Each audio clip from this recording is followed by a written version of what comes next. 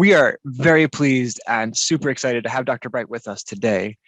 Dr. Bright is Assistant Professor of Library Science at East Carolina University. She earned her PhD in Research Method and Statistics from the University of Denver in 2018. Prior to earning her doctorate, Dr. Bright worked as an academic librarian for 12 years with a focus on reference, instructional services, and information literacy. She earned her MLIS from the University of Washington iSchool in 2003. Dr. Bright's current research focuses on assessment in libraries, diversity, equity, and inclusion in libraries, the application of research methodology to the study of library information science, and the importance of liaison librarianship role in academic libraries.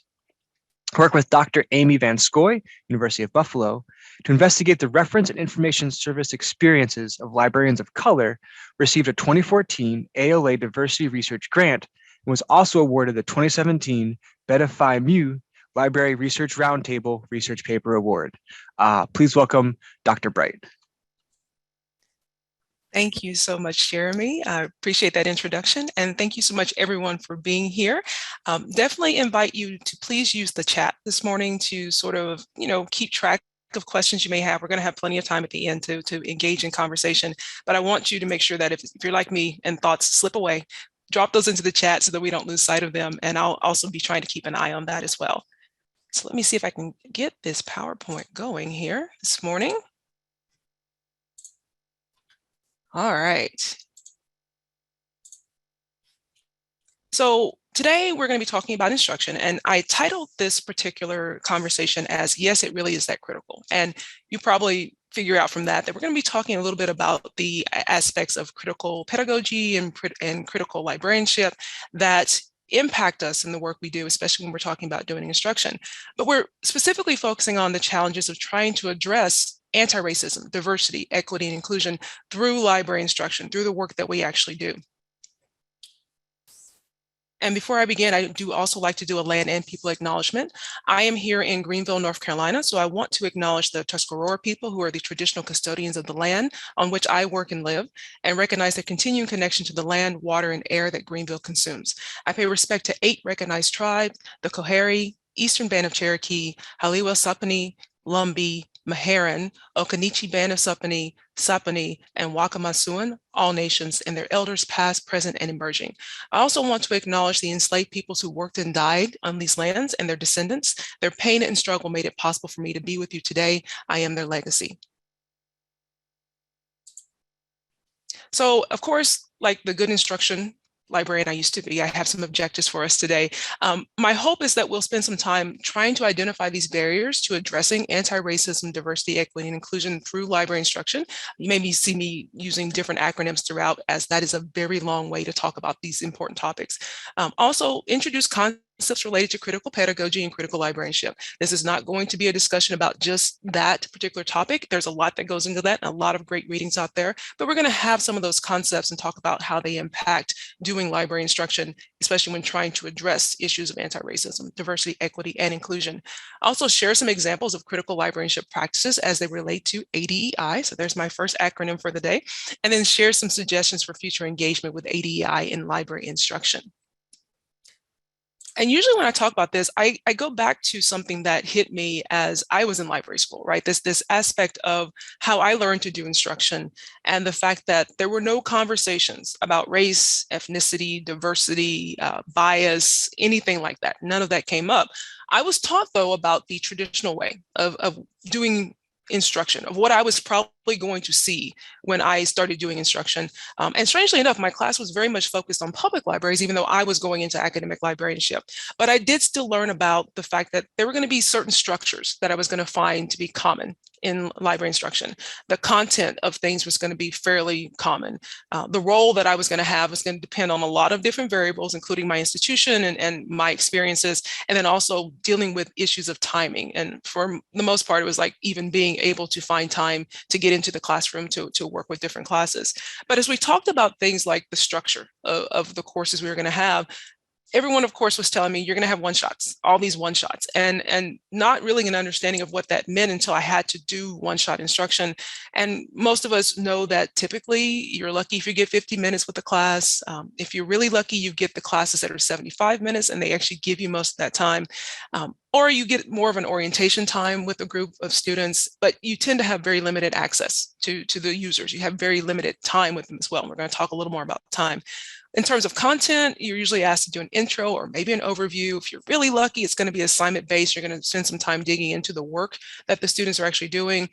But in terms of your role, you might be seen as an outsider, which can sometimes be a difficult position to be in terms of authority in the classroom. You might be seen as an expert, which is always really important. But then, of course, that puts extra pressure on you to make sure that you're bringing information that is relevant to the students, to the users. You might be seen as a partner, which is also really important for authority in the classroom, authority when you're doing instruction, especially if you're seen as an equal partner with the faculty that you're working with. Or in some cases, you might wind up being the babysitter. And I'm pretty sure most of you have been in that situation where you were either asked to teach a class where the faculty member made it clear they weren't going to be there, or they just didn't show up, because that happened to me numerous times. And how the students view you, how the people that you're working with view you changes based on this particular role. And then, of course, with the timing, there's always a struggle of it's almost like the Goldilocks effect, where you either are seeing your students too early, they're not ready for the information you're trying to impart on them. It's just going to be difficult for them to absorb it or use it later. If you're lucky, you're right on time. They're working on those assignments. They have the questions. They're ready to engage, or you're going to be a little too late. And often that's where the babysitting comes in, where someone just needed to have someone fill in and watch the class. And here you are. You're the person that's going to do that, but you're trying to teach them information and they have no use for it at that time. But these are all just the things where we say that's just the way it is, right? That's just the status quo.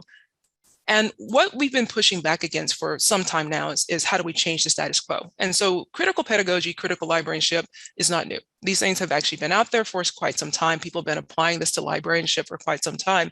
But I think our ability to use this to push the status quo is where we have the conversation, right? How do we actually use some of these aspects of critical pedagogy and critical librarianship to push back against the status quo of what we still see when we try to do instruction, library instruction, especially in academic libraries? So just as an overview, and this is not the end all be all about critical pedagogy. This is me pulling key aspects of it. Hopefully most of you are already slightly familiar with the idea of critical pedagogy, but if not, this is just my introduction, at least my understanding of how I apply critical pedagogy to my work. And so typically those who are trying to engage in critical pedagogy are trying to take an alternative view of what we call the traditional aims of education. So it's usually in direct opposition to all those standardized approaches, teaching to the test that we typically see throughout most of the K-12 system, but also happening in our universities as well. So the idea is that we're going to use this pedagogy to push back against the status quo and try to critically critique that status quo. So it's not just saying we're not going to do that, but we're also going to critique the way that they do the work, the way that they're educating. It does seek to move forward and correct injustices, especially in the American educational system. So it's very specific to the work that we do here in our system, and try to engage users in what's considered to be more genuine learning. So once again, less teaching to the standardized testing, less using the more traditional ways of measuring teaching success to understand whether or not we've had an impact, and actually looking at what that impact actually means for those that we're working with. So if we connect this, of course, to libraries, critical pedagogy is going to tell us that libraries themselves exist as part of this tightly structured, highly produced social reality, right? So this system that we have here, especially in America, in the United States, is very much a structured system, and that our libraries exist in that system. And because our libraries exist in that system, that we can't view our libraries as neutral, and that means we also can't view our librarians as neutral. Now, we're not going to engage in the conversation about neutrality in libraries. I'm pretty sure all of us have had this question posed to us, and probably especially the last maybe year and a half, or even the last few months, with all the banning of books that are going on about the neutrality of topics, neutrality of librarians. But I always am asked my stance on this, and I make it very clear. I do not believe that librarians can be or should be neutral. And we can engage in that argument conversation later. But I do know that I do not see myself as a neutral entity when I'm in the classroom, when I'm teaching, when I'm working with others, and that is actually part of what needs to be understood about how I approach doing teaching and how I work with students and with users. But also this means that critical pedagogy is going to tell us that something we cling so tightly to, information literacy, is in and of itself a social construct. It is something that we typically think of just like we used to think of education with the deficit model, that it's something that can just naturally be taught to everyone if they, it's no big deal, everyone can figure this out, without recognizing that there are a lot of factors that impact whether or not someone's going to actually have information literacy skills or be able to gain those skills. And it's something we actually have to consider as well. And so if we start thinking about what critical library instruction looks like, there are a lot of different examples out there, a lot of different suggestions. I pull a few from Cook and Pogowski-Malkiroy just as a way of talking about things that I used to do in the classroom, things I still try to do now that I'm teaching semester-long courses as well, especially courses that are teaching others how to do instruction. So first of all, we talk about simply applying controversial topics in the classroom, right? Using those examples that are maybe not the typical or the standard we would use when we're trying to show students how to do their research, how to find resources, how to actually use the databases and the catalogs and things like that. But also specifically trying to critically engage in conversation. So not just doing the stand on the stage, show students how to do things, this is the end all be all of how to do this, but actually having conversations about what they're seeing, what they're thinking, what they're feeling, and what this actually means. And then the importance of critical self-reflection. And this applies directly to us as instructors, as teachers, but also trying to teach our students how to be critically self-reflective as well as they do this work, as they look at materials, as they do research, and then hopefully moving towards critical action. Now, we definitely recognize that, especially when we go back to the one-shots and the short time periods we have with our students, that we may not be able to push them towards critical action with just one session, but it doesn't mean that we can't be taking critical action and that we can't try to help move them forward towards critical action. And then the importance of recognizing that we need to focus on redistribution of power within the actual classroom. This is a difficult thing for me to have to encourage people to do when on one hand, I'm trying to teach new librarians to have confidence in themselves, to own the room, to own their instruction. But on the other hand, I'm telling them, but also be willing to step aside and let someone else shine and have conversation and lead conversation. And it's a delicate balance, but it's something that can definitely be worked on and helps with critical library instruction. And which goes along with the last item here, which is learning is partnership. This idea that they're learning with you, you're learning with them and learning about them, and the importance of actually having that partnership built as part of the process. Now, I do want to take a little bit deeper look at the top three things here: the controversial topics, the critical conversations, and the critical self-reflection, and what these might look like, or things you might want to ask yourself, or things you may want to think about when you're thinking about how do I apply this in my instruction, in my classrooms. So when we talk about controversial topics, and I pulled this list of most controversial topics that I found online, and we can probably all argue that, yes, these are topics that are highly in the news right now.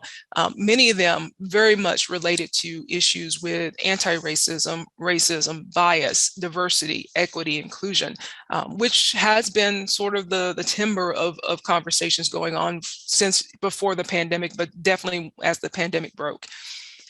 What I always ask, though, is, of course, people say, what constitutes a controversial topic? And for the most part, anything, of course, that's going to lead to sometimes negative engagement with people, where people are going to have varying and often splintered opinions about things. Those are typically seen as controversial topics. But not every controversial topic is going to be controversial in the setting that you're in. So, of course, this is going to depend on your institution, sometimes the views of the institution, sometimes your own views, whether or not the topic is considered to be controversial. But I always argue that anything that can lead to enlivened debate is probably going to be a controversial topic.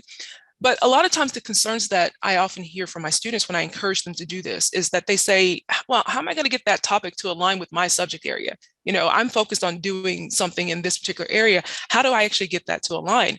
And I used to always argue that as an instructional services librarian, where I didn't actually have a subject area specialty, I just worked with whoever wanted to work with me, I could pretty much take any topic and apply it to any subject. So it didn't matter if I was working with the College of Engineering, didn't matter if I was working with the College of Business, you give me a topic and I can apply it to these different things. I can actually show you how diversity, equity, inclusion fit within that particular topic.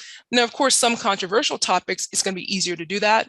and easier for you to make connections. And some controversial topics, it will be harder for you to connect to, like engineering, or maybe some of the hard sciences, but definitely things like business, health sciences, social sciences, humanities. It's usually pretty easy to find avenues for that. I always like to share an example of how you can take a topic though and apply this throughout different subject areas and show the connection to the importance of thinking about social justice issues and anti-racism. And this is an example I found from the article by Gosselin and Goodset, where they were talking about working with a particular class on doing their research, and it's interdisciplinary research. And I thought it was very interesting that they chose the topic of lead. That was the very broad topic they chose.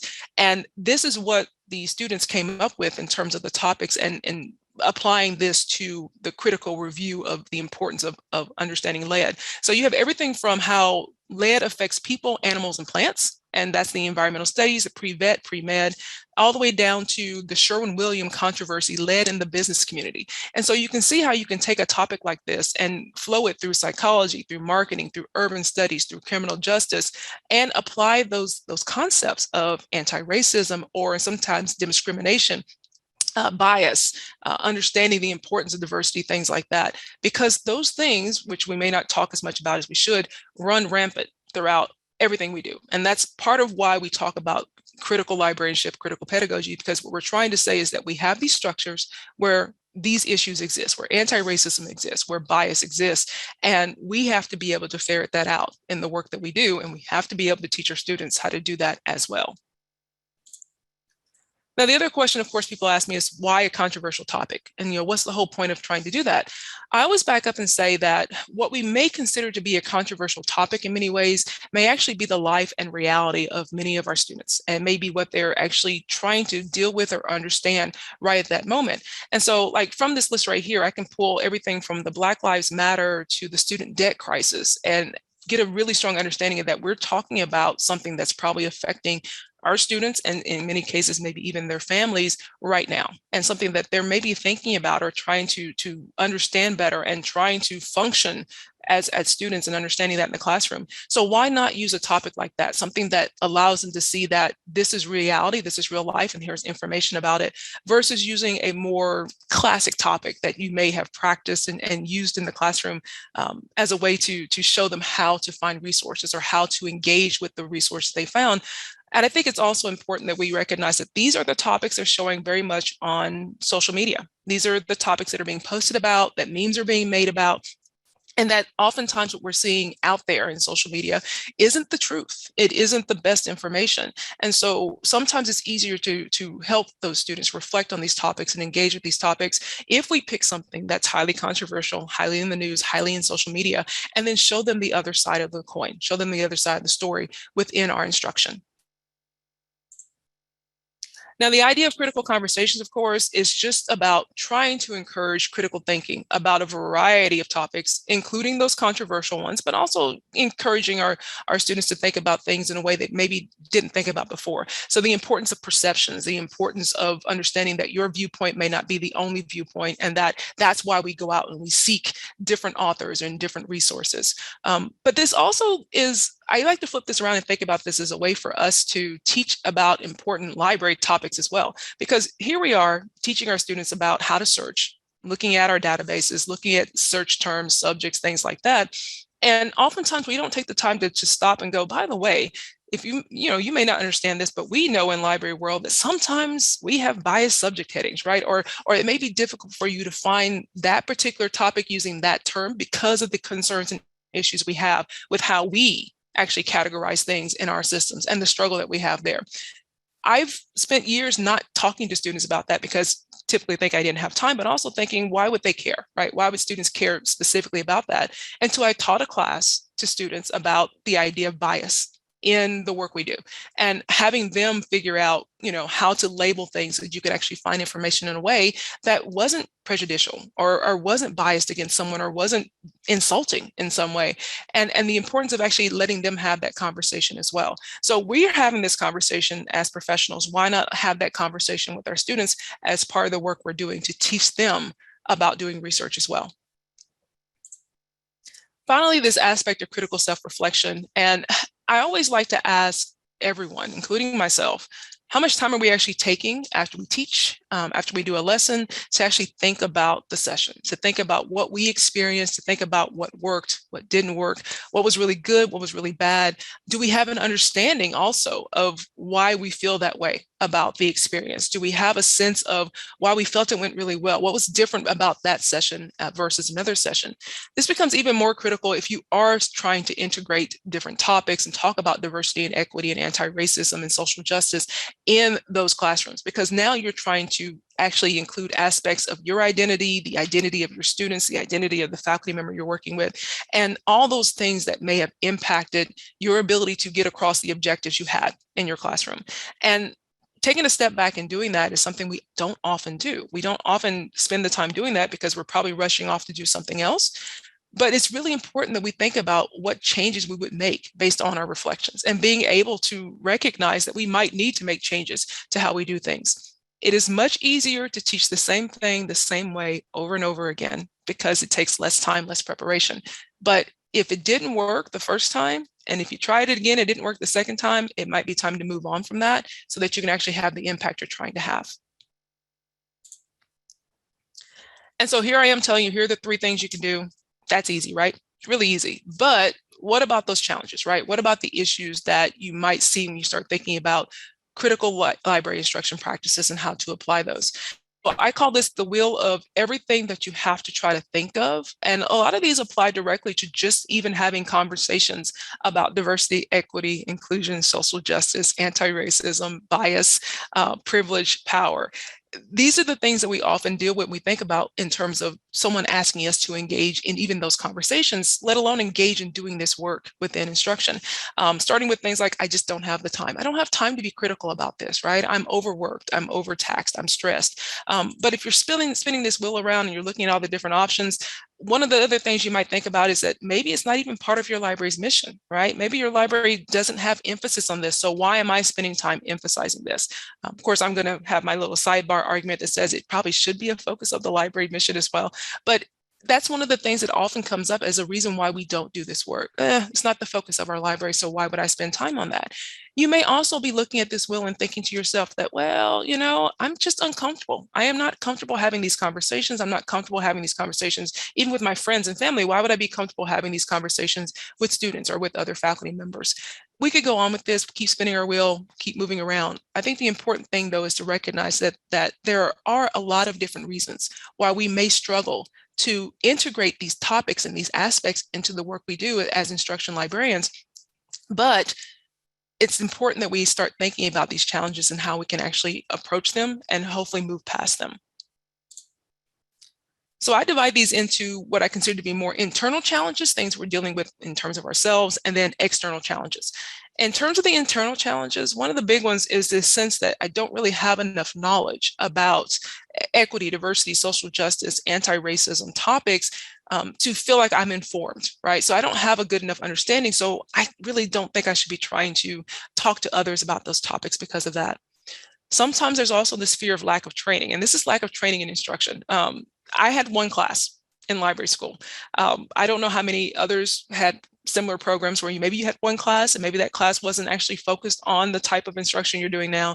But that lack of training can sometimes be a detriment because you don't feel like you have the skill set you need to move forward and do the work that you actually do.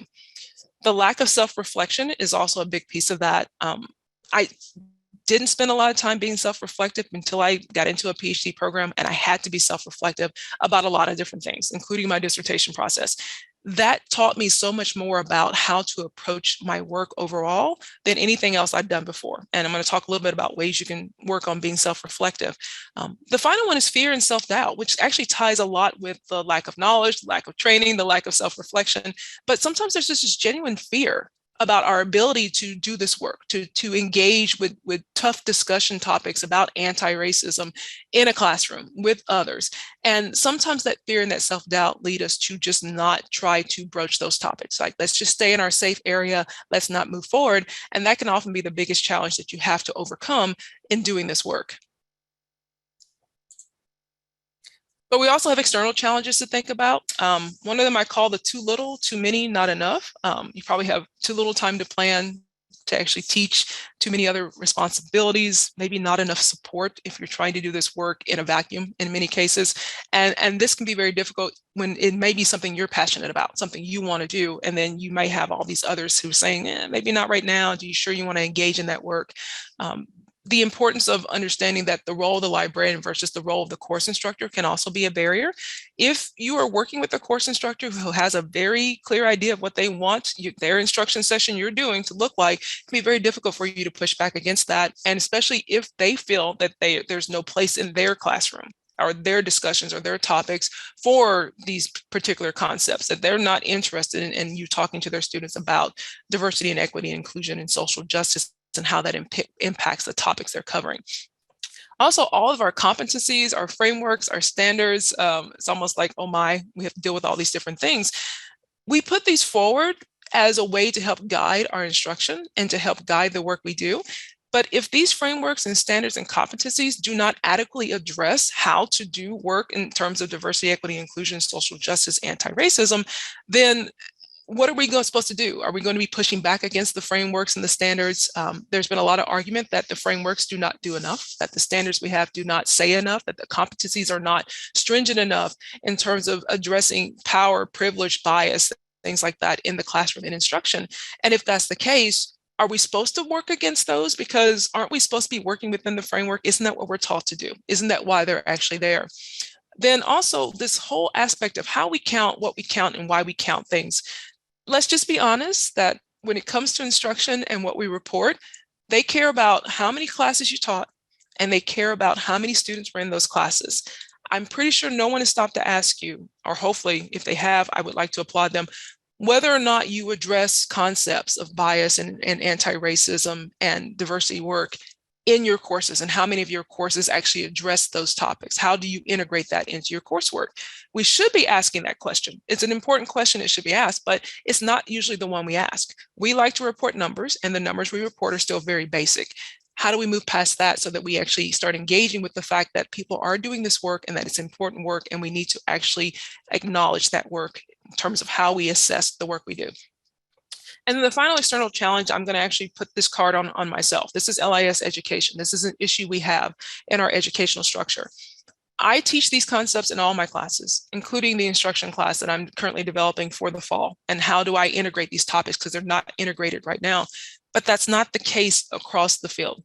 And if you haven't had a chance to get this in that particular one class you likely had, you may not have other opportunities to talk about how to do this work in your instruction, in your processes. And if you don't have those opportunities, if you haven't had that in the curriculum that was structured to help you become a librarian, are you going to have the opportunity to get it on the job? Maybe, maybe not.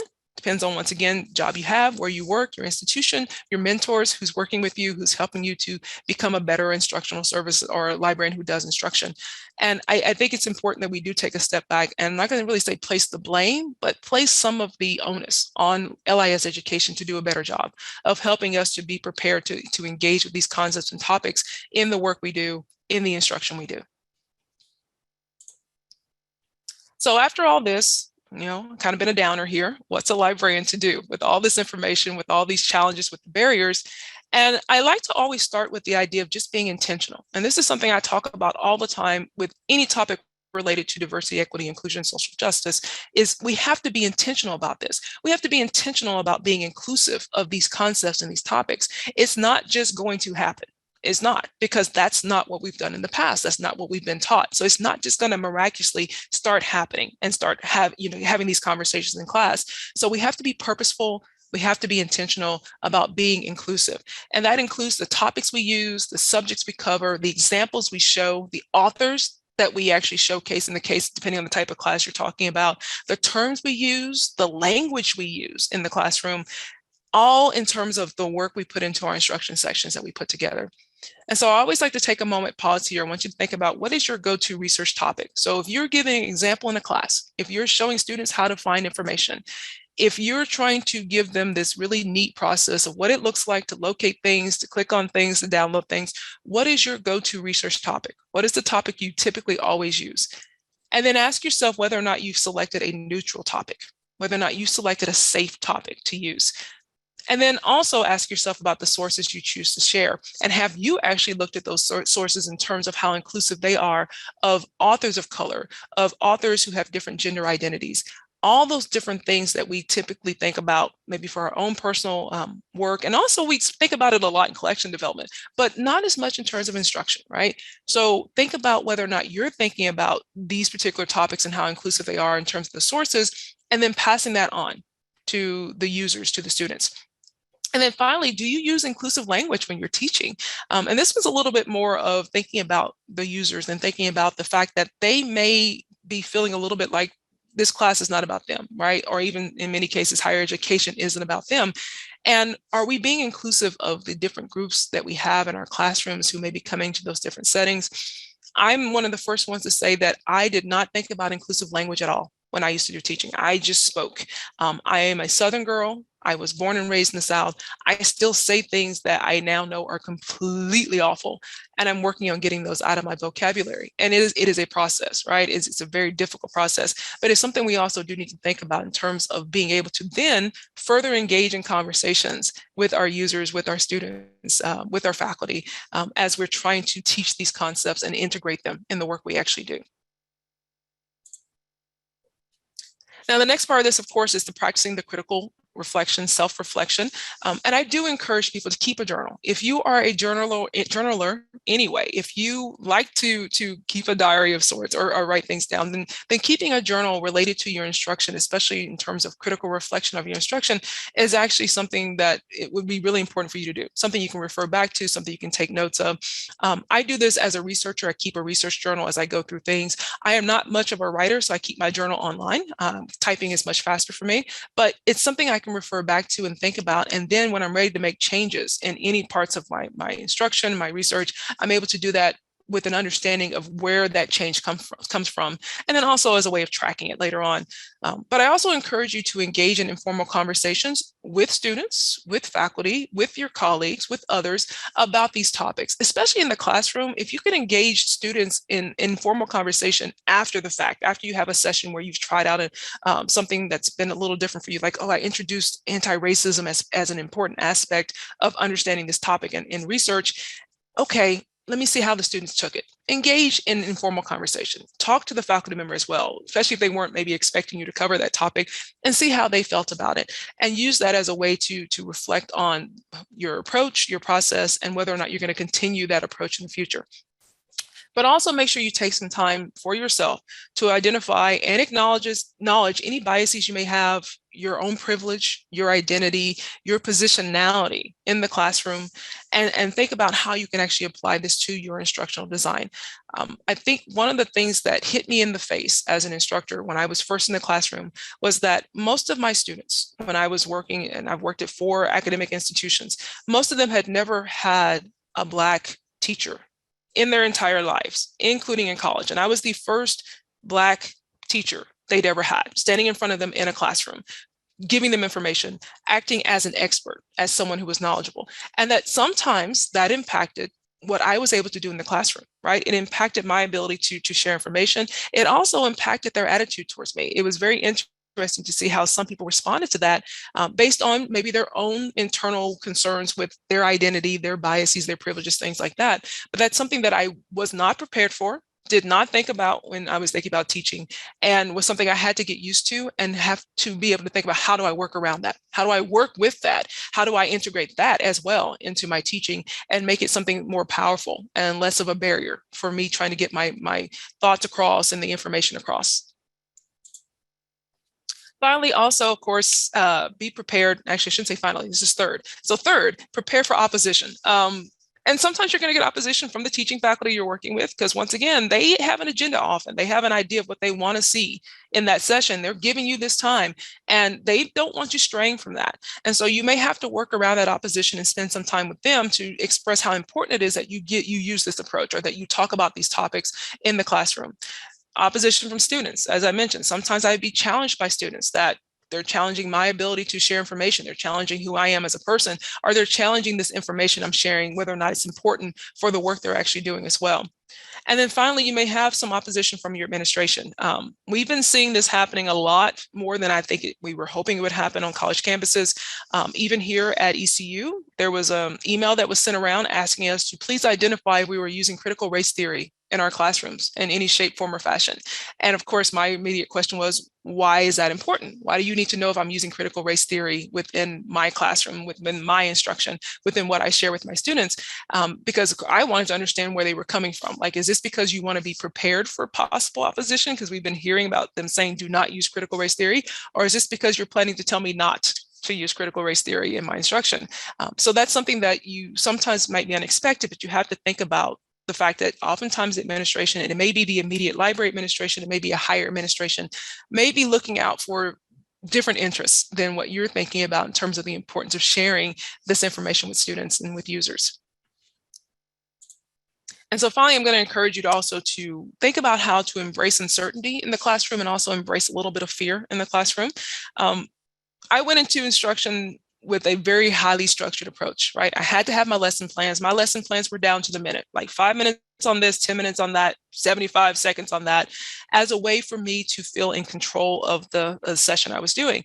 And because of that, it meant I missed out on those critical conversations and opportunities for engagement with my students because I was so focused on making sure I stuck to my timeline and not allowing them to ask those important questions and engage with those topics. Wouldn't have mattered in that point if I used a controversial topic or if I'd introduced these concepts in class, because I wasn't giving them enough time to engage in those aspects. And so I think it's important that we sometimes take a step back and we're a little less structured in our approach, especially when we're talking about critical concepts in the classroom.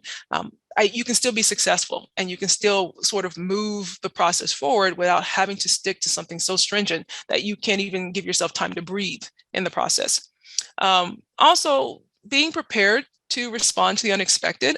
It's the same thing when we talk about leadership and management and how do you respond to problem patrons or problem employees. And sometimes we have to do a little role play, right? We have to practice that. It's the same concept here. So think about how you would respond to the unexpected when something happens in the classroom. How do you respond when you're challenged, or how would you respond if you're being challenged by a student or by the faculty member or by even your peers who are saying, why are you doing this in the classroom? Why are you introducing these concepts? That's not important. And be prepared to have those conversations and engage with them about that. And then ask yourself right here, right now, what are you most afraid about in terms of trying to be inclusive or equitable in your library instruction practices? What is your biggest fear about that?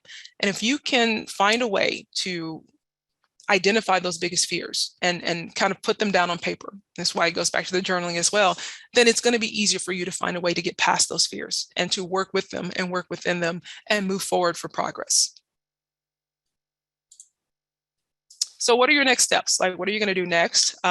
Especially after this conversation and me throwing all this information at you.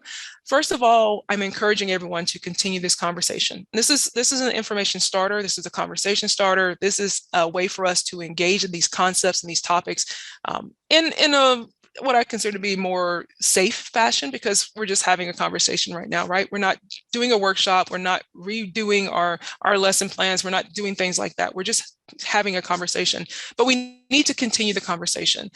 The most important thing about doing equity, diversity, inclusion work is that it's not a one stop, right? So the one shots we do for instruction that don't always work for our students, same thing works when you start talking about critical instruction, start talking about anti-racism in other areas in libraries. It's not just one conversation. It's just not just one workshop. You have to continue the conversation. You have to continue to engage. The next thing, of course, is think about what your approach is going to be. A lot of people will find the idea of just using a controversial topic as the best way to start this process. Like, oh, didn't think about that. Let me grab one of those controversial topics, and then I can actually see how this works within my instruction within the classroom. And that's perfect for that person. The other person might say, you know what, I need to go focus first on that critical self-reflection, and maybe that's how I'm going to move forward and start then thinking about how I integrate these concepts and topics into the classroom as well. The other thing, of course, is to think about this as a cyclical process. So you're going to try, you're going to reflect, you're going to make some changes, you're going to try again, you're going to reflect, you're going to make some changes, and you're going to keep doing that because it's a learning process for us as well. We talk about the importance of creating lifelong learners, of information literacy skills being about always coming back to the beginning. You have a question again, you have something you need to answer. The same thing applies to us in this process as well. We have to try things, we have to reflect on it. We're going to have new questions, we're going to make some changes, we're going to go back and we're going to do it all over again. The final thing, of course, is to make sure you're sharing your efforts, because the most important thing I think we do in our field that we typically do pretty well is talk about, as we always joke, how we did it good. That's what we used to always say. So I did it really well. This is something we did. Let me share that information for you. Now, as a researcher, I'm always a little bothered by that because it's a lot of anecdotal information. But in terms of this type of work, it applies. It works. It's wonderful. A process that we should be thinking about is, how do I take the time to share my efforts, what worked for me, what didn't work for me, with someone else who may have the same questions, the same concerns, the same fears, and be wondering how to do this work. So seeing someone else try it first is often all the impetus someone else needs to then try it for themselves, to be able to move forward and say, I'm going to try this as well. And if it doesn't work, that's fine, but at least I tried it. And so after all that, me yammering at you for about almost 40 minutes here, I definitely want us to see what questions you have and see if we can engage in a little conversation, and also see what I didn't cover that you were hoping I covered, so we can have that conversation as well. So let me go ahead and stop share, because we don't need that up anymore. And let's see if everyone's still awake and alive.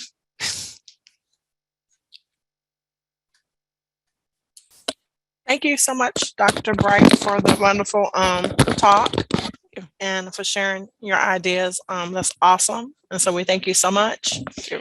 And everyone, if you have questions, please put them in the chat and I'll communicate those to Dr. Bright.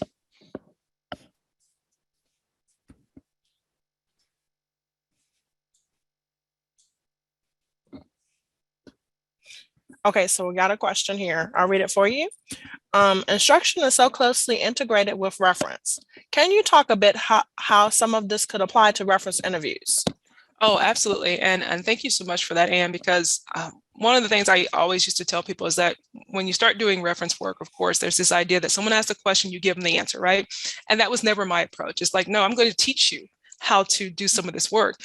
So what I typically used to do was, and this was like that prime opportunity to help students get past what are typically very clear biases they have when they're doing their research. So how many times have you had a student come to you and say, I've written my paper, I now need you to help me find 5 resources that help support the paper I just wrote, right? And you're like, okay, this is not a good idea, because one, you shouldn't do that. But 2, usually what they're doing is giving you this idea that there's only one side. Then they're presenting a very strong, this is what I want to focus on. This was my view, my viewpoint.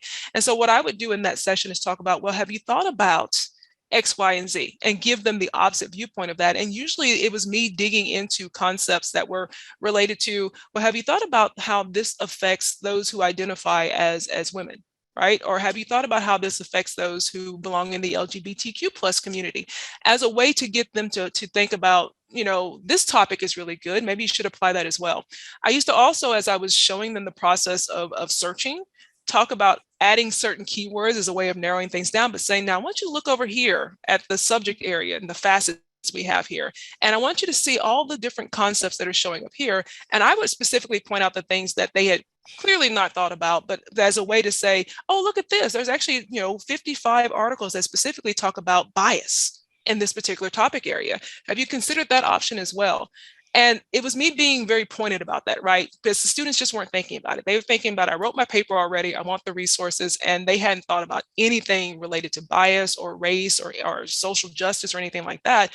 And I would actually do that. But of course, that's not the normal standard practice. You probably weren't taught that in a reference class anywhere. You were taught to ask questions and listen, but not necessarily try to steer your users or your students towards different areas. But for me, it was about helping them identify the gap. I wasn't telling them they had to do it. I wasn't telling them they had to go in that direction. I was just using it as an opportunity to let them know that there were other perspectives out there and they needed to open their eyes to that perspective. I just happened to choose a perspective that was through a lens that I'm more comfortable with, which is talking about race and ethnicity and gender and things like that. But you can do that and not specifically choose those particular identities. You can talk about social economic status. You can talk about disability status, things that might be more, may resonate more with the user, but it's still a way to show them that there are a gamut of identities, there are a gamut of perspectives out there, and the student needs to be thinking about those when they're doing the research. So that's how I used to do it in reference, and I would just use that as my kind of way to open the door to encourage them to think about those topics a little bit more. Thank you, Dr. Bright. We got lots of questions coming in, so let me get another one down here. Let's see. This has been fantastic. Thank you. Could you talk about strategies for identifying and transitioning to inclusive language? Oh, absolutely. So for me, it started with the idea that, as I mentioned, I'm a Southerner, and I used to open up all my library sessions with, "Hey, you guys." It's what I did, right? It's, "Hey, you guys." That, of course, doesn't always work. Not everyone's a guy, for one thing, but also not everyone identifies that way, and it can make people feel uncomfortable when you use something like that. And so for me, I actually would tell my students, I would say, "I'm going to possibly say something that may not be kosher, right? And may not work. Please call me on it." Gave them permission to do that. This is kind of goes back to giving up the power in the classroom a little bit, not putting yourself up on that pedestal as I know everything and everything I say is above reproach. It's encouraging them to call you out on things like that. Say, "Dr. Bright, don't use that word. Don't say that." That was one of the things I think is one of the strategies I would use, is having other people help me with that process. If I said it, I'm going to stop saying it. If I say it now, it's because I'm using it as an example, so I'm not using it anymore. And then I'm going to find a replacement. And I would even ask them, so give me a good replacement. What are we using? And so it'd be something like, "Hey, folks." "Okay, hey, folks, how we doing today, folks?" Or something like that. The other thing I think in terms of a strategy for the inclusive languages, and actually, strangely enough, I think virtual has helped us with this. I can sit here and I'm in Zoom and I can see that many of us have our pronouns right after our names, right? Which makes it so much easier, because another Southern thing for me was ma'am and sir. And if I didn't say ma'am and sir to people, I was going to get tapped by my parents, right, for being disrespectful. That's a hard thing to shake. And we do that based on visual cues, which may or may not be correct. We may misidentify someone and call them the opposite of what they are. And that's just very disrespectful and disheartening sometimes. For those of you who know me, and I know a few people know me in person, I am over 6 feet tall. I'm 6 feet 3 inches tall. A lot of times people don't look at me in the grocery store. I've been sirred so many times just because of my height and because of my size. And it doesn't quite bother me as much as others, because I know why it's happening, but it's difficult when someone does that based on when they look at you full on and make an assumption about you and then mislabel you. So it's been very helpful for me to have pronouns and to encourage students, especially in the virtual realm, to put their pronouns on their names. But in the real world, when we actually go back to the classroom, I actually, first of all, started having name tags. I used to bring a name tag with me to the classroom, the kind you can actually write on. And if I didn't have those, I would just bring the hard paper and markers. And I would ask students just to put their names, and I would refer to them by their name. And to me, that's the strongest thing we can do in terms of being inclusive and calling on people and asking for feedback, is just to call them by their name rather than worrying too much about the pronouns or using something that may or may not be respectful. So those are two strategies that I usually apply in the classroom and instruction that have helped me with being a little bit more inclusive in my language. I also encourage people to remember that you're going to slip up. It happens, whether you're nervous about teaching and you say something you don't mean to say, or you say it in a way you didn't mean to say it in. The more important piece is that you recognize, and if you need to apologize, you apologize, and then you work on doing better. And to me, that's the best strategy you can actually have, is just work on doing better when you do make those mistakes. Thank you. We have another question here. Okay. How do you navigate introducing critical instruction as a priority when there's a lack of value alignment on your instruction team as an early career librarian with less influence than your peers? Wow. Woo, yes. Okay. So I'm going to admit that sometimes you have to be a little more subversive when that happens, because you're right. Sometimes when you're new and you're walking into the situation where the status quo is just fine, they don't want to change anything. Why do we need to do this? We're comfortable doing the work we're doing. You have to be a little bit more subversive about it. So typically, and I didn't always have people supporting me, and I would do this work and no one else is interested in doing it. What happened with me was I started, first of all, just doing it for myself, right? As long as there was no direct rule from a supervisor telling me I couldn't do it, I'm going to do it, right? So I'm going to emphasize doing that.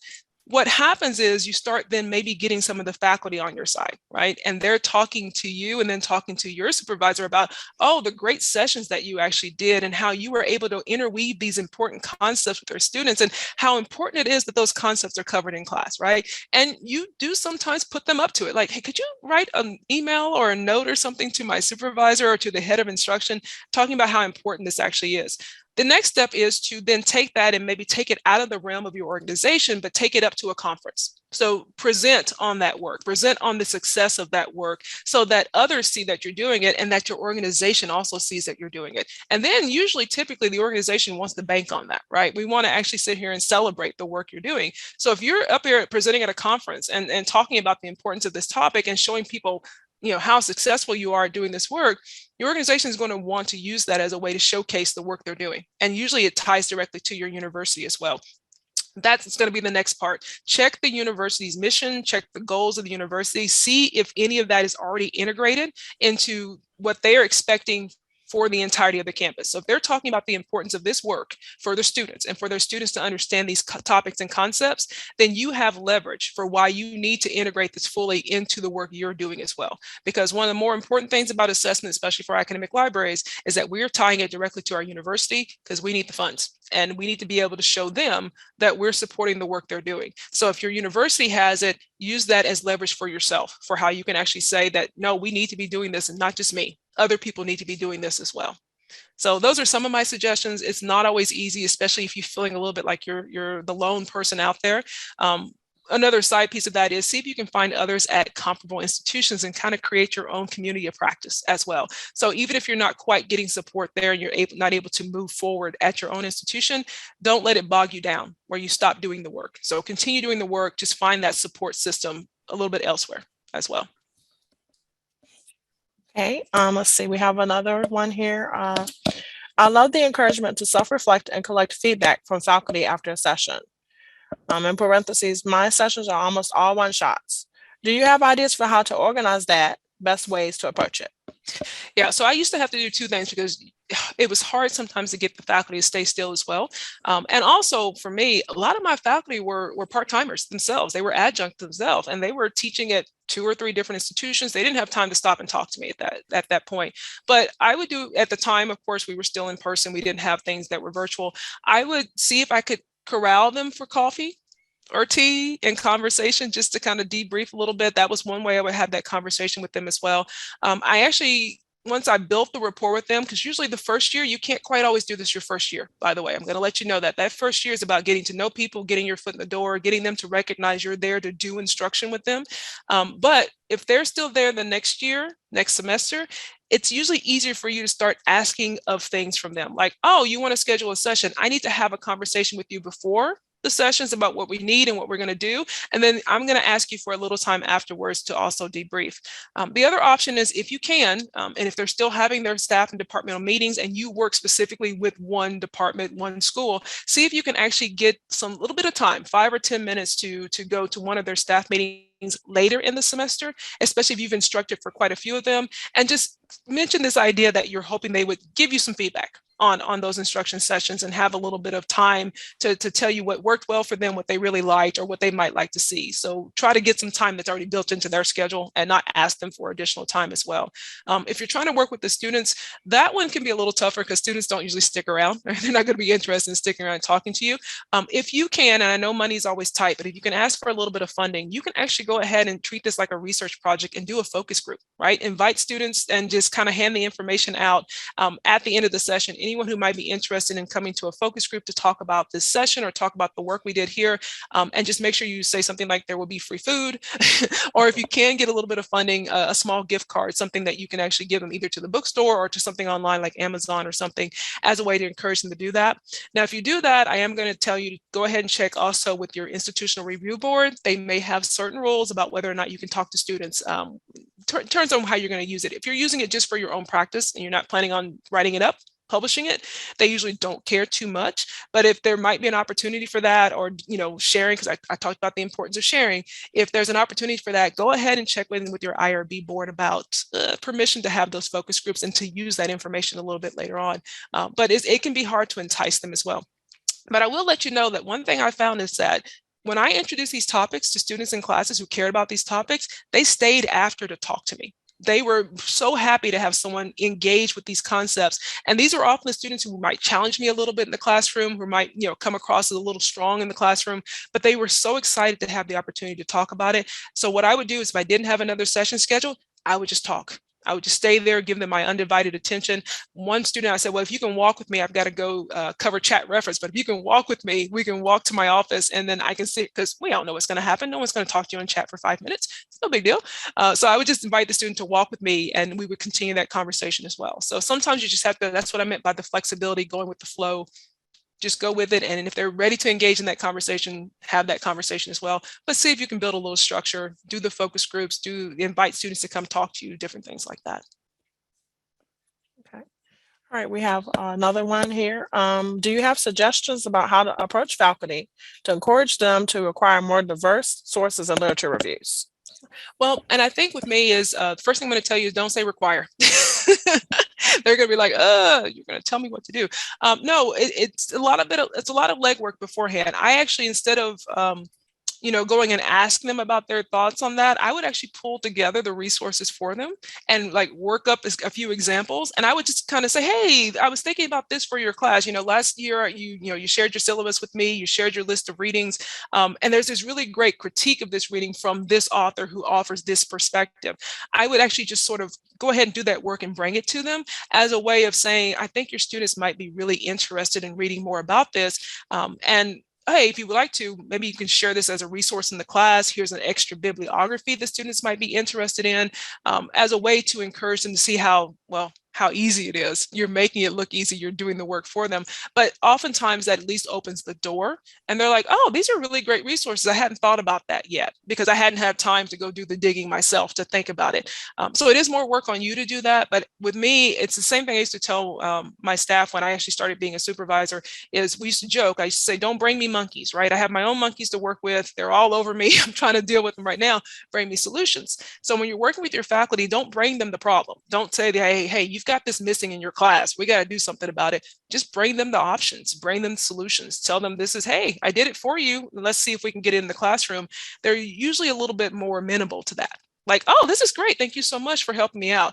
You're still going to have some that are going to push back. I always had old school faculty who were just like, I'm not changing my class, right? This is what I do. And you really can't do anything about that, but keep trying, keep offering the resources, offer those resources to the students. I used to always at the class say, by the way, I put together an extra bibliography for you for additional titles or different additional information that might be useful for you. Here's the link. You don't have to worry about the faculty at that point. The students can choose to go to that information and use that information. But I always found that faculty, especially once they got to know me and I had a chance to have conversation with them, were very open to me sharing additional resources with them. Sometimes slow changing, like you may not see them apply it for a year, but they were very open to the conversation as well. Okay. All right, well, thank you so much for your answers. We're getting lots of positive feedback here, thoughtful answers. Let's see, another question. I appreciate the emphasis on power and expertise sharing in the classroom and being open to feedback, not just teaching about critical concepts, but embodying critical practices through your teaching. Absolutely. Yeah, I think it's something that we don't often think about. And I mentioned how you're often taught, especially if you're like me and you weren't very good about being in the front of the classroom. It surprises people now, but it's been almost 20 years. But when I used to stand up in front of a classroom, I would keep my head down. I put my hands in my pockets. I would sweat profusely. I had a slight stutter. I was not good. And so I had to create this persona of someone who was overly confident, right? Who was in charge, who was powerful in the classroom.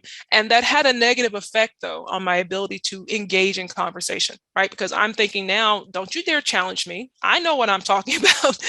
This is my area. This is my world, right? I'm just inviting you in. And that was something I had to find a way to keep my sense of expertise. Like, of course, I know more than the students, but not have it be overbearing and not have it be where they could not ask me questions and couldn't challenge me in class and couldn't ask me to engage further in that conversation.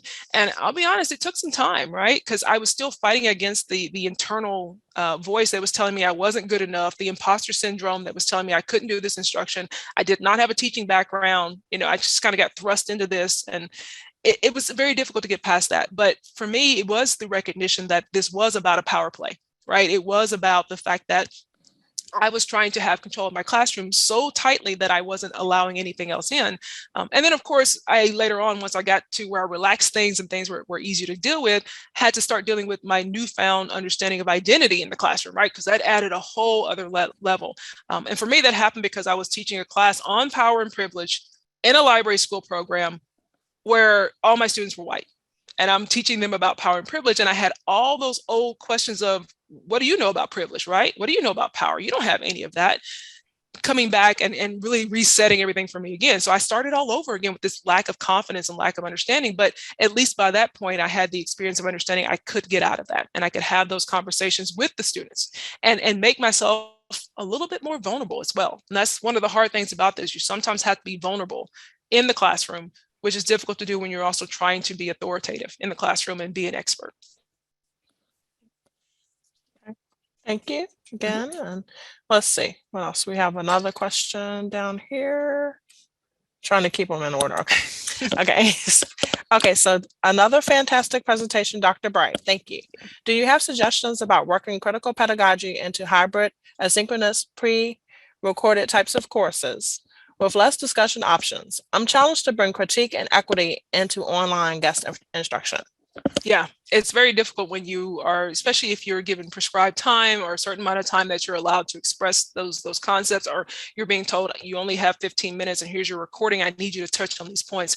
It's a little bit tougher. I do, if I can, try to make sure that I have some pre-readings available for something like that, and ask my instructor to share those with the students. Say, here's a couple of pre-readings that might help them understand these concepts a little better. And the pre-readings are, of course, readings that I've gone and found that actually cover these concepts, even if they were not expected to be there, right? They weren't expecting to see concepts related to bias or racism or something like that. But I chose a pre-reading or an example reading that would showcase how that exists in this topic, in this world, even if you weren't expecting it to be there.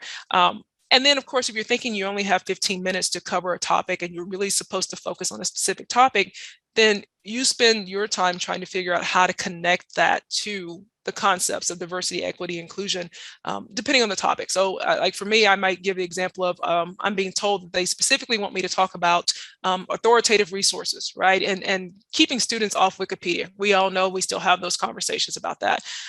What I typically would do in that case then, of course, is talk about authoritative authors and voices, and specifically talk about how sometimes for someone to be authoritative, they have to be part of the culture that they're talking about, or part of the group that they're actually describing, and how it's important that we recognize that someone coming in from an external view may not be offering a true view of a topic or a concept or a culture or a people or a land. And so I would do something like that in terms of talking about authority. So I would take that information literacy concept and see if I could somehow, some way finagle in the aspect that I think students don't always think about when we think about authority. Because even when I used to teach about authority, what I always say is, well, what's their expertise? Do they have a PhD? Do they have an EDD? I have a PhD now. Don't pay any attention to me. Seriously. It's one of those things where you tell people that having that credential is important. It can mean something, but it doesn't always mean what people think it means, right? And that you need to pay more attention to what someone's saying and how they're saying it versus those letters behind their name.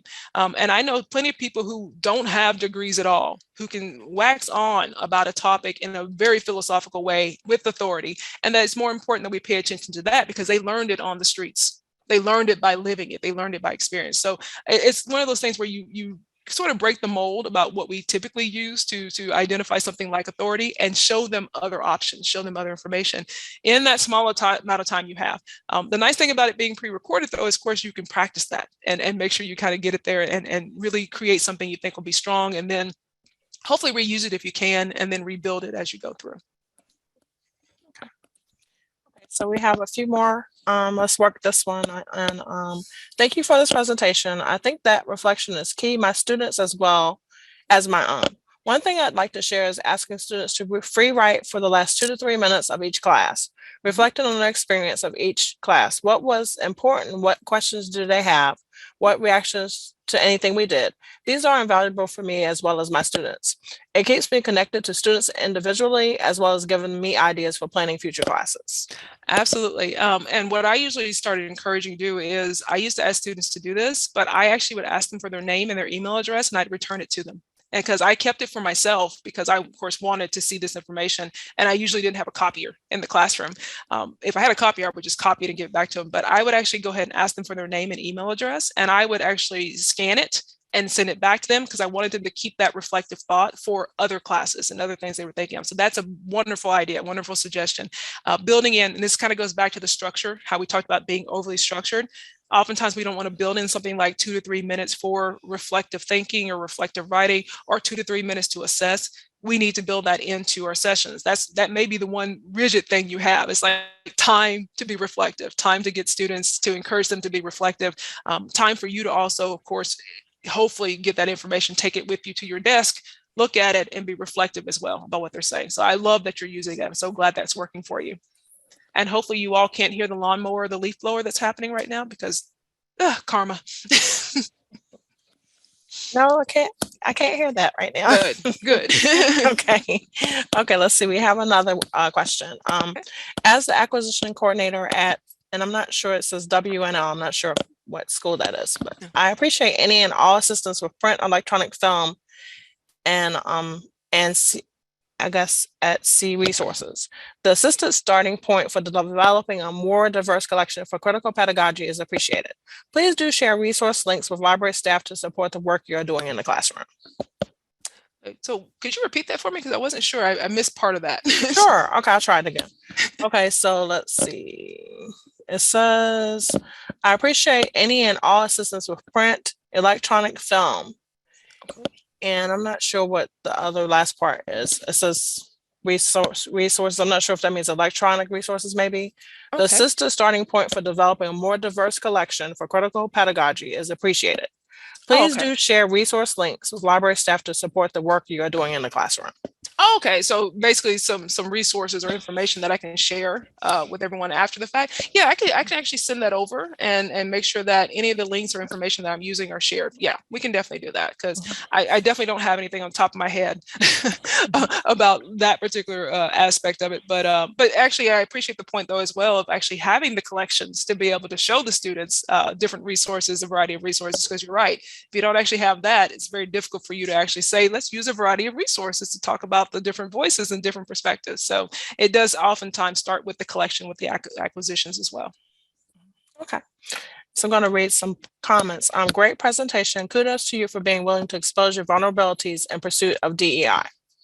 Absolutely. I always like to comment on that a little bit because we don't talk enough about the emotional labor that goes into the work we do in libraries in general, but the emotional labor that often goes along with talking about topics that can actually be considered difficult or problematic or troublesome in the workplace.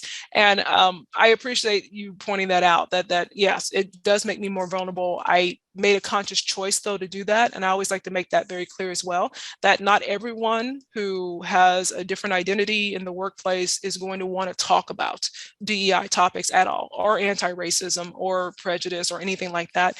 And it's not always easy, but I think it's important. It's actually why I do the work. I think it's important that we recognize the impact that what happens around us in our society has on us in libraries, back to us not being neutral, and how it's important that we are there to support each other and share information rather than to, recreate the hierarchies that often exist in our workplaces. So, okay. Soapbox. Okay. All right, I'm going to read some more earlier questions. I'll try to work those in now. Let's see. Thank you so much, Dr. Bright. Can you talk a bit more about LIS education and how it should change so that librarians are prepared to engage in critical librarianship or simply challenge the status quo? Absolutely. And I think one of the first things we have to talk about is, and this is hard for me to say considering right now I'm teaching a course on services to diverse populations. So it's a very specific course that talks about services to diverse populations. But I actually don't necessarily like those courses where we take the topics of diversity and social justice and power and privilege and create one course, because we all know that course is not required. And we all know that a very small percentage of the students who go through the program are going to take that course because, and if you're in a program like mine at ECU, most of our students only have 2 electives to work with. Everything else is already laid out for them, very, very, very clearly laid out. So for me, it's more important that we're integrating this concept of critical librarianship throughout every single course that's being taught in the program, regardless of who is teaching the course. One of the things that tends to happen also is that someone like me or someone like my colleague, Dr. Africa Hands, we assume to be the ones who cover these topics in our classes. So our students may only get these concepts if they take a class with us. And since I focus on academic librarianship, the students in the public realm and the students in the school realm may never see me in any class whatsoever, which means they may not be getting that particular topic or concept and how you can actually weave it into the work you do. Now, I do have a colleague here who spends time asking questions on how to do that, and who is also very vulnerable about her work and says, this is not my experience, how do I do this? And that's one of the more important things I've found, is having colleagues willing to be strong allies for the importance of critical librarianship in the LIS curriculum. But we've got a long way to go. We've got a lot of programs out there. We've got a lot of programs that do not consider any aspects of diversity or social justice or topics like that. And we have a lot of people who are not planning on changing their courses anytime soon to integrate this information. And that's a little bit more difficult for someone like me, who thinks this needs to be in every single course we teach, and not in a way where it's like, and now we're going to have the diversity module. That's the other mistake that we often make. However, that mistake is sometimes intentional, because sometimes that's the only way you can get it into the class as you're starting to course prep and get information in there.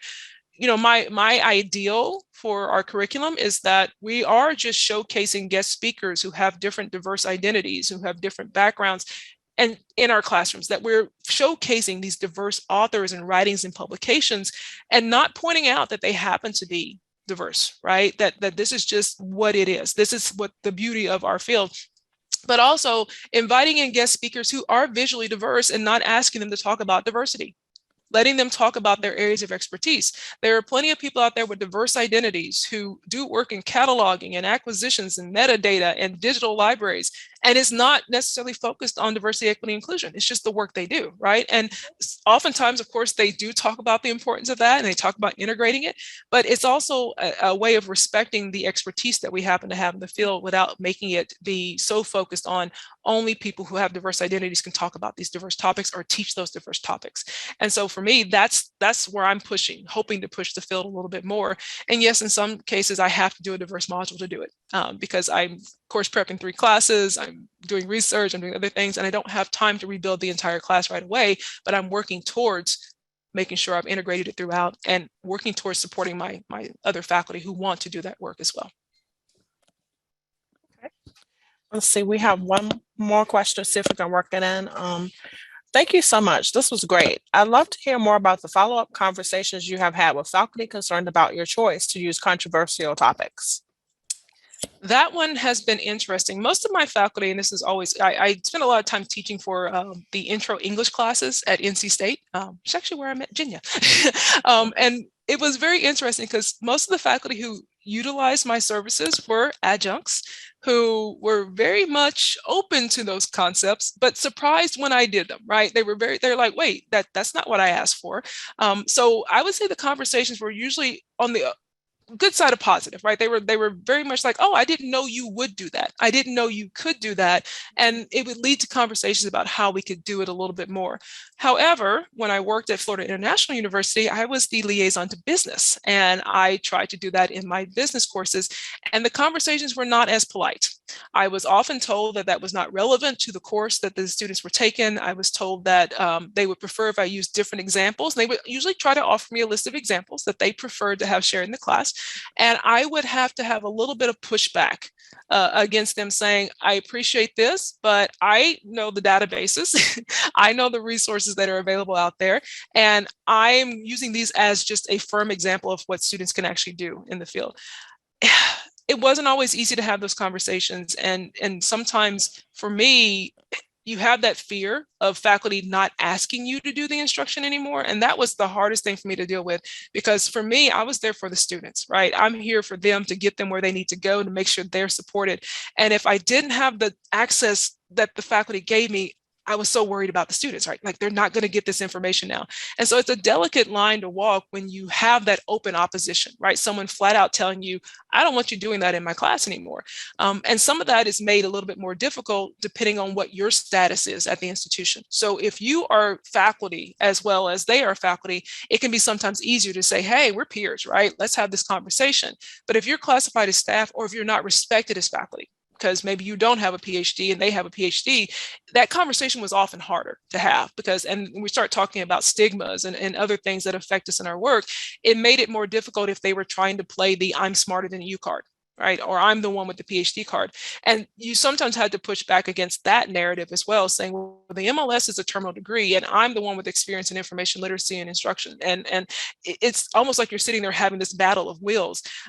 So I didn't have it as much with my English faculty. They were really good. My psychology faculty were always open to it. My business faculty didn't like it so much. And I had to have those conversations. I will point out that I, strangely enough, earned the respect of that faculty member who pushed back. Apparently they weren't used to the librarian standing up to them. It also helped that I saved the College of Business $30,000 by recognizing they were spending $30,000 sending the New York Times to their students when we had full test access same day at the library. So that's a little side thing. If you can save them $30,000, they might start respecting you a little bit more. But it was something to me that was important. And at the risk of losing access to my students, I did it anyway. To me, I had to do it. I had to tell them I'm not backing down from this. It's a valid example. I'm going to continue using those examples in the classroom. My hope is that you'll have more open-minded, but we all know that's not always the case as well. Okay.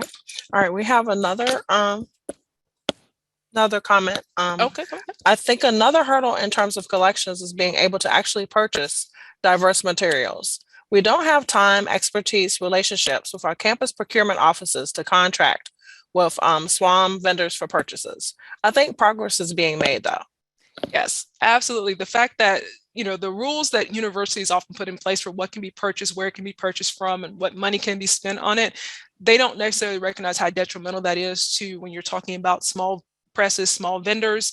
Not everything is going to be coming from Elsevier and other places where we're spending way too much money. But it's very important that we now start pushing back against those procurement rules and having conversations with them saying, you've got to let me buy this, right? I need this material in my library. And the only place I'm going to get it is from this location right here. I know it doesn't fit the mold. I know it doesn't fit the standard, but we need this. But that's usually, like you said, outside of even the library. Like that's a university rule. This is not how we spend money. You sometimes have to then call in the dean or the director or the head and say, you need to go have a conversation with someone and let them know that they are keeping us from supporting the university's mission and values because we're unable to purchase the things we actually need to purchase. And this is also where we start thinking about the fact that we have to get donations. We have to go find someone to give us a grant that specifically outlined that we can use that money just for that. And we know how difficult that is, but it's sad that we have to do that when we may have the funds to actually go buy the materials, but just have to be blocked by the process as well. So great point. And then we do have a few more points. Let's see. That question on LIS, having Dr. Bright speak on critical library assessment for my library instruction and pedagogy course at UNC-CH was amazing. Oh yeah, Dr. Rowson's course. Yeah, so I've spoken to Dr. Rowson's course a couple of times about the importance of participatory assessment, working with your communities, thinking about all those questions we don't normally think about in terms of what impacts a community, right? And their viewpoints, and especially emphasis on like not having that deficit model of thinking about a community's needs and the importance of recognizing that every community, every person, every user brings something positive to the table that we should build on rather than trying to identify what they don't have and working with what they do have. So yeah, so glad that worked. I'm so glad that class resonated. Okay, and I think we might have time for one more. Let's see, related to what was mentioned earlier, it's extremely difficult to identify our own voices authors for collection development purposes in academia. Academia is almost impossible because it's not the emphasis, right? So you're talking about, well, I still call it leisure pleasure reading. We start talking about novels and things like that. It's usually more important that you have the face, which may give you a clue. You can go explore a little bit more to see if you have own voice. Usually there's a really big distinctive biography that includes very personal aspects of the author's life. And then you get to academic publishing and you might get a blurb that says they have a PhD and that they teach classes. It doesn't tell you anything about where they're coming from, their own positionality. And if they don't cover it in the book themselves, especially in a way that you can easily find it, how are you going to know that, right? And you do your digging, you spend time, but you may never be able to fully identify the background or the understanding of the person who actually wrote that particular book. It's kind of why my bio is so much longer than it used to be, because I started having to integrate and include information about the work I do for diversity and assessment, because I needed people to know where I was coming from. I needed them to know that that I actually have the understanding of this, and this is why I write about it. It's why I talk about it. But you're right, we don't do that. It's not the focus of academic publications. The focus of academic publications is to say that I am a doctorate of this, and this is the area I write in, so you should respect me. It goes back to that authority piece, but it doesn't tell us if it's own voice, right? It doesn't tell us if the perspective they're coming from, especially in some fields where they're talking about maybe something like racial diversity in the classroom, right? Okay, I need to know more about you and your perspective, where you're coming from. If you're talking about the K-12 classroom and experiences in certain communities, are you in that community? Did you teach in that community? Did you live in that community? Did you grow up? I mean, those are the types of questions we need, and they're not always addressed by the faculty in the book, or at least in the blurbs that we're given when we're told to purchase the book. So it's like, I need more. I need the book.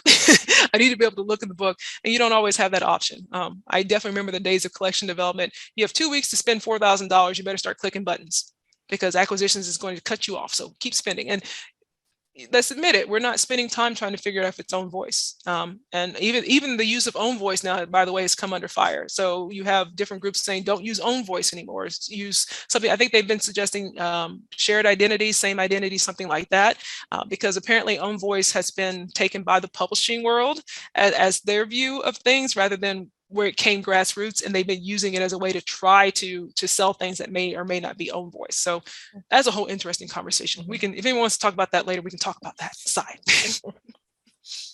Okay. Well, thank you so much. I think that we've worked in all the questions. So thank you so much for this wonderful discussion. We're getting good feedback, and we thank you for, the wonderful presentation, and answering our questions. And so this has been awesome. Thank you so much, everyone, for having me, for being here. I know how busy everyone is, and I do encourage people to reach out to me. I do respond to emails, and I'm easy to find. I'm over here at ECU, so not very far away. Feel free to shoot me a message if you want to engage in further conversation. I'm going to see if I can work up some of those resources that were mentioned, and make sure we share those after the fact. But if there's something else I can help you with, just let me know. Happy to be of help and support.